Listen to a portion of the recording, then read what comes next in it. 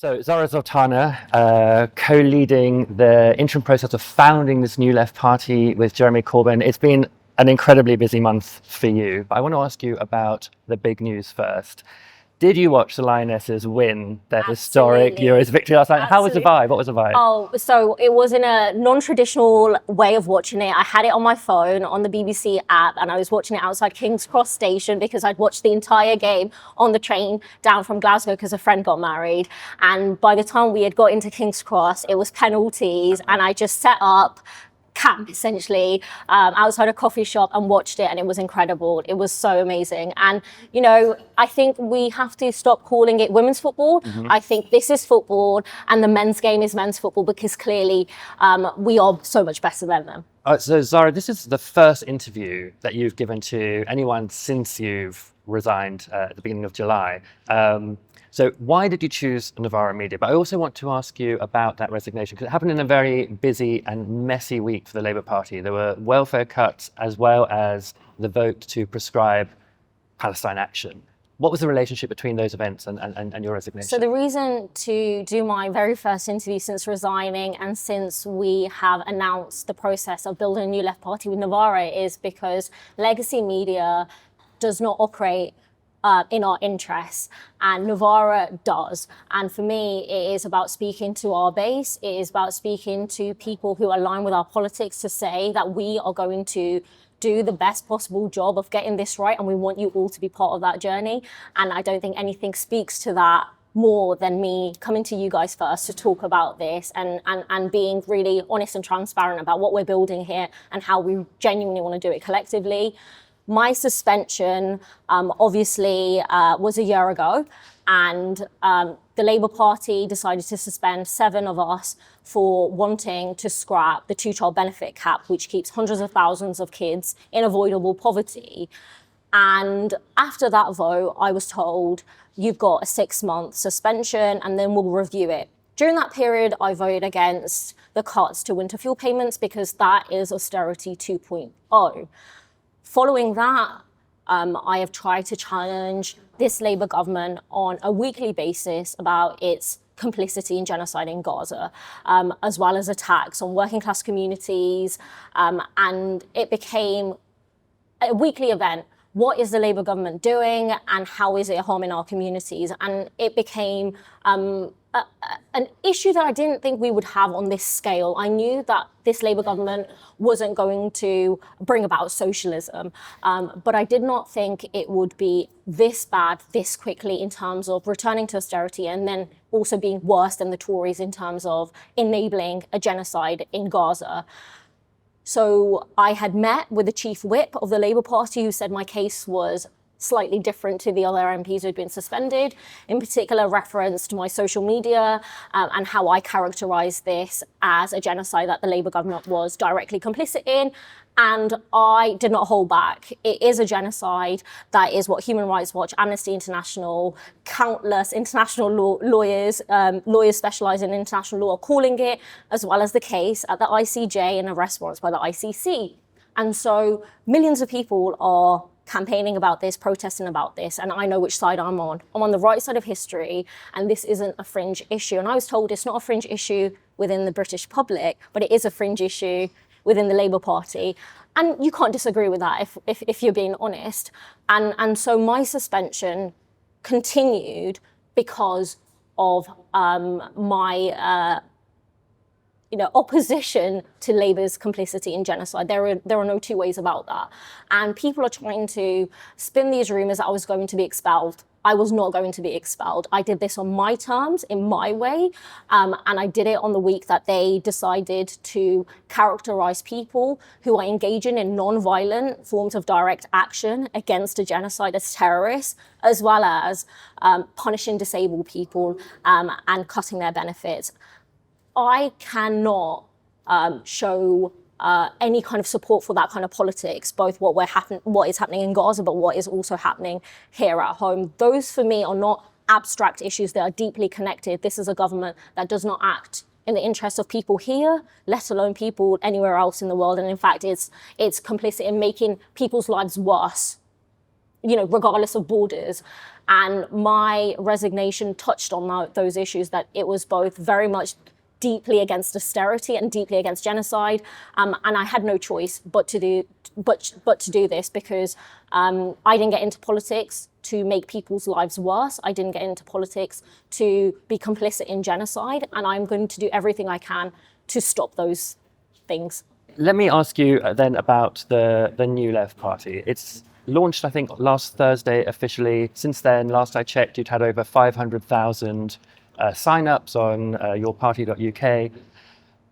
What does it mean for you to have that level of support right out of the gate? And why do you think so many people are interested in it? I'm going to be honest with you. I did not think we would hit 500,000 sign-ups in just 3 days.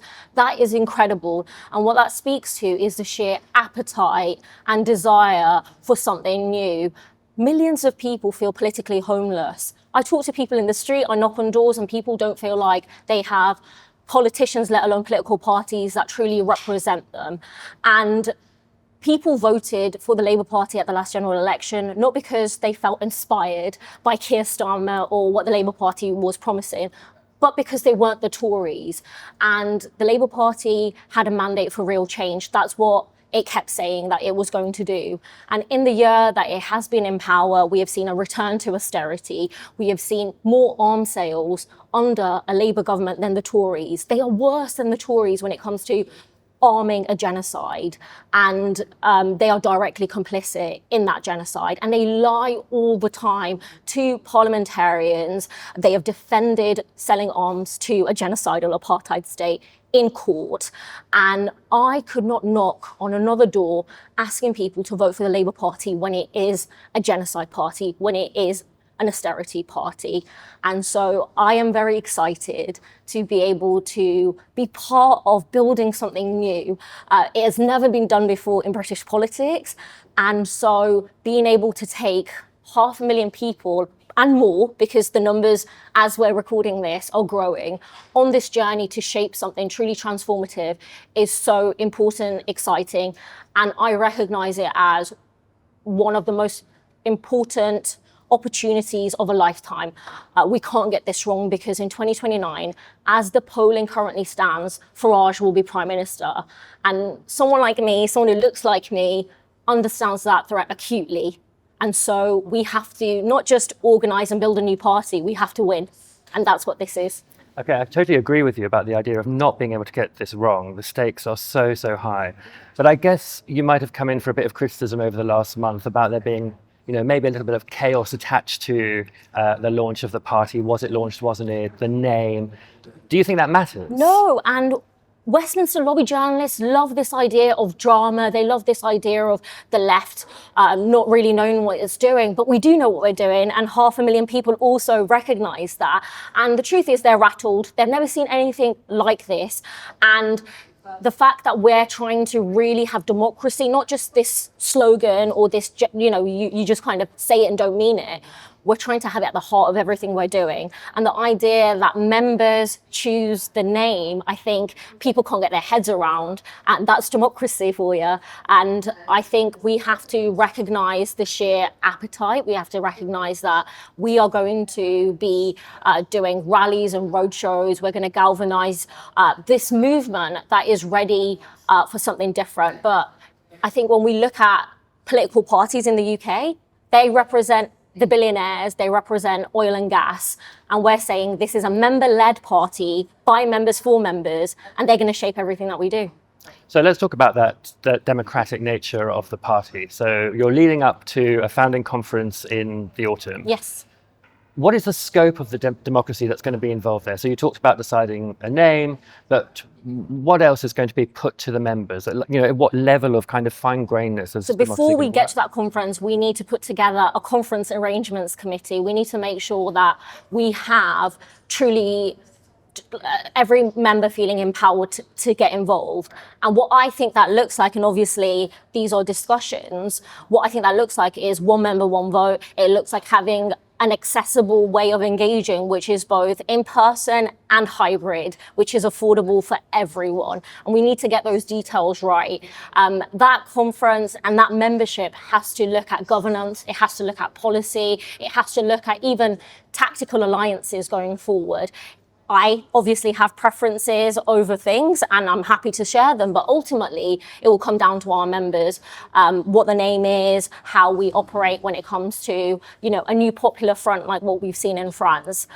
We can all have ideas, and obviously Jeremy has also said, please share those ideas. We want everyone to get involved, but we need to get the best ideas and we need to then deliver on those.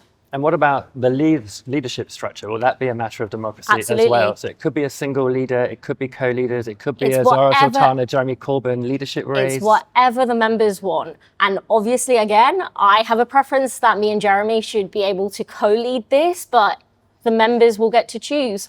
And that's what's really quite exciting. It is literally transferring that power. And I guess for a lot of people who have only really seen politics done through traditional party structures, that's going to be a culture change. But we're really interested in harnessing that energy and allowing people to choose what direction this takes. All right, let's talk about electoral stuff now. So we've seen the polling. Anyone on the left who's seen the polling recently is like, oh shit, this could happen. Like 10 to 15% of vote share out the gate. That is a floor, not a ceiling, as far as I'm considered. All right, but now a lot of that vote is coming from Labour and some of it from the Greens. What about reform? What's the strategy going to be for reform, for taking them on? Well, you can't take on reform by mimicking them, which is what the Labour Party have done with this race to the bottom on immigration, and essentially just following their lead. We have to provide a real alternative. We need to show that we will defend migrants' rights. We will address people's material concerns, because everyone is worried about the end of the month when the bills drop. They look at the profits that these water companies get, these energy companies get, well, when their bills are getting even higher. And we need to address material concerns. That's what the Labour Party should have done and hasn't done and refuses to do. And that is the only way we can beat reform, not by trying to be like them, because why would you vote for a copy when you can vote for the original, which is what I tried to tell the Labour Party when I was in it. And so we need to fight on our terms and not allow the far right to dictate those. And fighting on your terms, would that mean, so for example, in individual seats, would you run candidates in winnable seats only, or would you risk sort of splitting the Labour vote in reform seats? The membership will decide this, and I think we have to be strategic. We have to identify the places where we can win and where others who have the same goals and values around progressive politics, around defeating reform, where we can work together. And obviously, when there is a time for that, that will be, I imagine, a negotiation. But we will not be doing politics in the old way, where it's just a few men in a small room and kind of hashing it out. It will be led by members, and there will be, I believe, and I would actually argue for that tactical alliance method, but it will be on our terms, and it will be in the interest of our members, but also to stop Farage getting into power, because that has to be the guiding principle. Let me ask you about your Labour journey, because I think it reflects for a lot of people who are members of the Labour Party who felt discounted as members, which is something that you're promising that this new left-wing party won't do. They were sort of asked to leave. And now you've provided a home for them. What was your journey through Labour? Because a similar sort of story for you. Yes. You were asked to leave, and now you have. Yes. So tell us your journey. So I joined the Labour Party as a 17-year-old under Ed Miliband. I was really angry about the coalition government tripling tuition fees. I saw that as a direct attack on my generation. And we see that now, where we've had generations of young people saddled with student debt. So when I went to university, I got involved with the free education movement. I'd gone to the occupied West Bank with my dad on a Labour Friends, a Labour to Palestine delegation, Labour activists, Labour members. And I saw apartheid, and I saw what land theft and what militarised occupation looked like with my own eyes as an 18-year-old. And it shaped everything for me. my political journey. And then I got involved with Students for Justice in Palestine. I got involved with the National Union of Students. And then Jeremy Corbyn becomes leader of the Labour Party, and immigrants weren't going to be thrown under the bus, and young people weren't this kind of photo opportunity anymore, but real stakeholders in an exciting vision. And I remember the rallies in Birmingham, and I remember feeling hope for the very first time, and a lot of people did. And we know what happened, the attacks by the political and media establishment on what Jeremy's vision was and what all of our collective vision was. And I had got involved with young Labour structures in the Labour Party. Before I got elected, I actually worked as a community organiser, because Jeremy had a vision of doing politics differently in the Labour Party. And that was the very first thing that Keir Starmer actually got rid of, the community organising unit. And so I have experience through the various structures of the Labour Party as just an ordinary member, then as someone who's an organised young person sitting on a committee, and then as a community organiser, and then as a member of Parliament. And the Labour Party isn't what many of us believed it was, a progressive vehicle of socialists and social democrats, of people who actually want equality, investment in our public services, foreign policy that isn't just, warmongering. And the Labour Party that we have today has been completely captured by corporate donors, by a prime minister that is obsessed with freebies and actually not holding his government to account and holding himself to account. Actually, he thinks he's above it all, and the rules are for everyone else but not for them, because the things that you were attacking the Tories on, you're happy to do yourself. And I think people see through that hypocrisy, and they're not having it anymore. To me, the Labour Party is dead. It's dead morally, it's dead politically, and it's dead electorally as well. So what are we doing? Are we going to allow them to tell us on the left that we don't have another choice? We have to vote for them or it's Farage. We're saying, screw your, false choice. We're going to build something, and we're not just, coming for votes here and there. We are the left. We are going to take all the left, and we're going to win. And that's what the pitch is. Like you said, Keir Starmer said, well, if you don't like it, leave. So I did. And me and Jeremy and millions of other people are going to build something new and different. And they are rattled. And they should be rattled. They should be. 500,000 is impressive. When you quit the Labour Party, you said 2029 is going to be socialism or barbarism. That's going to be the choice.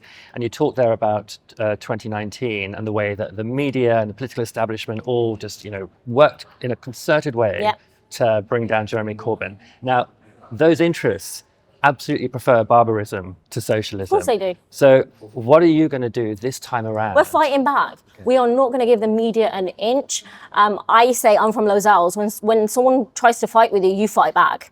And that's what we're going to do. It's not this nicey stuff. If you come for us and you come for our communities and you come for our class, we're going to fight back. And that's what's different. And socialism, of course, needs solidarity. It needs a mass movement. That's what you're building at the moment. How are you going to keep that momentum going? What we've always seen is a model which is very top down, which MPs are kind of at the top and everyone else kind of has to follow. And what we're doing is we want to empower those people who have now signed up to join us. We want to convert those into members. We then want to convert those into organisers in our communities. This is not just an electoral project. It is really building power in our communities so we can increase trade union density, so we can win within our tenants' unions in our communities, so we can fight on issues to do with food poverty and women's issues as well when it comes to domestic violence and sexual violence and so forth. There is so much happening in our communities, and what we saw when people left the Labour Party post-2019 was they went and did work, right? They didn't just disappear. They filled up spaces in our communities, in tenants' unions, trade unions, women's refuges and so forth, food banks, running food banks. We already have a lot of work going on. We want to support that. We want to provide people with a way that they can actually show that things are not going to continue as they are through a political vehicle. And before, they would have felt like they don't really have a choice. They might not have voted. But now we're providing them with something that they can shape and they can be part of. And should people want to pursue things electorally, of course, that will be a democratic way of doing it. It's not going to be the stitch-ups of the past. This is going to be a very different way of doing politics. So I am personally very excited about this New Left party, partly because I feel like I've never seen the country so divided and so angry in many, many ways as it is at the moment. And I just wonder how you're going to tackle that as a party. How are you going to bring people who really speak, violently, badly about each other, but may have their interests in common? How are you going to bring them under this? I don't think the right has a monopoly on working class anger.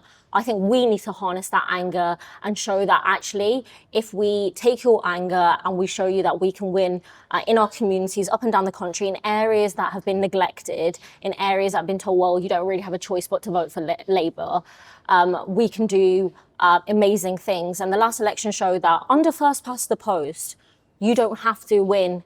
You can win whether as an independent, and I think that's a really important thing to recognise, and a lot of people do recognise that. And I think we have an opportunity to bring people who are young, people who have been attacked, whether it's WASPy women, pensioners who have had the winter fuel payments taken away from them, young people who have been saddled with debt, who have basically give most of their income to landlords who don't have opportunities that their parents had. That social contract between every group in our society has been broken. And it's our job to bring everyone together, united by a common interest that we need an economy and a society that's run for the majority of people and not profit. And so we're not trying to reinvent the wheel. Those arguments have been won around nationalisation, public ownership of utilities, around mass building of council homes, around wealth taxes. And so we're not trying to convince people of those arguments because the majority already support them. But what we've also seen is a mass movement of millions of people who look at this Labour government and see complicity in genocide in Gaza, who see the likes of Keir Starmer and David Lammy as people who are complicit in war crimes, who should be on trial at The Hague. And so there is no turning back from that point.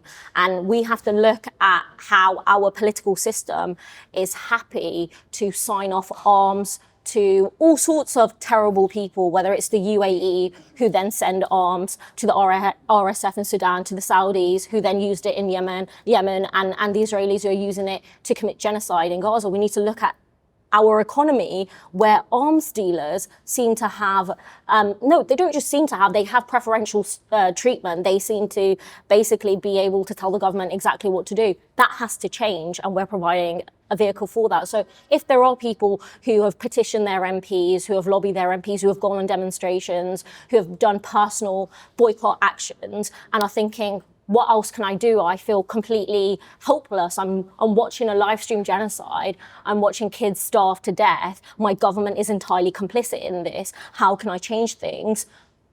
I am basically speaking to those people as someone who has spent my entire adult life committed to the Palestinian cause, to say we are going to do something about that. So a lot of people under the umbrella that you could attract, people opposed to the genocide in Gaza, as everybody should be, people massively opposed to our role in it, people opposed to preferential treatment not only of arms dealers but the wealthy of all kinds in this country. So there's a real vehicle there. It's got to have a name, Zarah. Just tell us, what would you like it to be called? So this obviously will be chosen by the members in the most democratic way possible. Everyone's got an opinion. I do too. I think it should be called the Left or the Left Party because it says what it is on the tin. And I think that is something that I will be pitching, and I'm sure loads of people have an opinion. I'm sure you do too. Do you have any thoughts? No, I think keep it simple, keep it clear. That's the way to win. The Left sounds good to me. Exactly. So we will obviously put that to the members and we'll see what we get. But those are my thoughts. All right, well, good luck, Zarah. Thanks very much for coming on today. Thank you so much. Thank you.